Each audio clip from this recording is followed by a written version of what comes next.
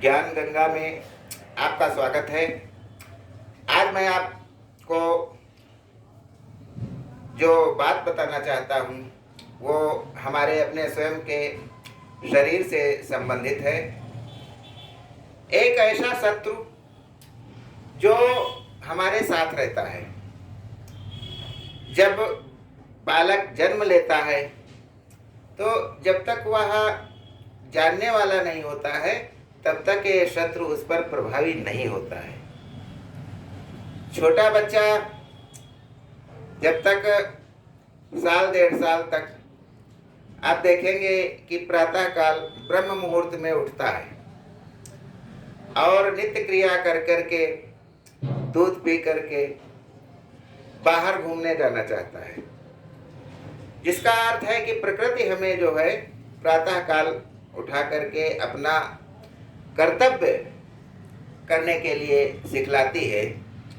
किंतु वही बच्चा जब 4-5 साल का हो जाता है तो उसको उठाने के लिए बहुत सी तरकीबें लगानी पड़ती हैं और वह फिर भी नहीं उठता है। डांटा जाता है, मारा जाता है, तब कहीं वह स्कूल जाने के लिए तैयार होता है। इसका कारण क्या है? एक ऐसा शत्रु जो हमारे साथ ही पल बढ़ रहा है और दुनिया का, संसार का सबसे बड़ा शत्रु है, वह शत्रु है आलस्य। आलस्य हमको हर अच्छा काम करने के लिए करने से रोका करता है और यदि हम उसके बस में रहते हैं तो हम जिंदगी में कुछ नहीं कर पाते हैं। जब हमें पढ़ाई का सुअवसर होता है उस समय हम आलस्य के मारे यहीं पर बिस्तर में दुबकना पसंद करते हैं। पढ़ने जाने के नाम पर कहीं और चले जाते हैं, दूसरों के लिए पढ़ रहे हैं, ऐसा हमें मन में सोचते रहते हैं। तो इसलिए इस यदि आलस्य को हम दूर भगा देंगे तो हमारा जीवन सार्थक हो जाएगा। बहुत से लोग इस जीवन में कुछ करके गए हैं और वो अपना नाम अमर करके गए हैं। सारा ज्ञान पाश्चात्य लोगों से आया है हमारे भारत में। एक बिजली का बल्ब बनाने के लिए जिसने अपना पूरा जीवन लगा दिया, उस एडिसन को कौन भूल सकता है? James Watt. और ऐसे ही हर खोज जिससे हमें अब आनंद मिलता है, हमें आराम मिलता है, एसी, टीवी, कार, सब किसी ने तो बनाई है और बनाने में अपना सारा जीवन लगा दिया है।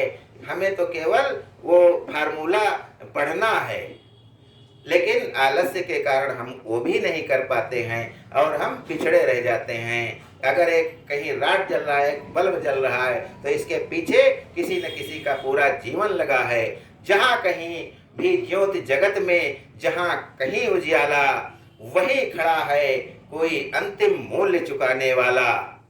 हम अपने कर्तव्य से यदि दूर न भागें तो हम जीवन की उन ऊंचाइयों को पालेंगे जिस तक कभी अंग्रेज और कभी पाश्चात्य अमेरिका वाले पहुंचते रहे हैं। हमें तो प्रेरणा लेनी चाहिए कि एक पत्ता भी अपने जीवन में जो है धूप से पृथ्वी की रक्षा करने के लिए पूरा जीवन अर्पित कर देता है। जग में सचर अचर जितने हैं सारे कर्म निरत हैं, धुन है एक न एक सभी की, सबके निश्चित व्रत हैं।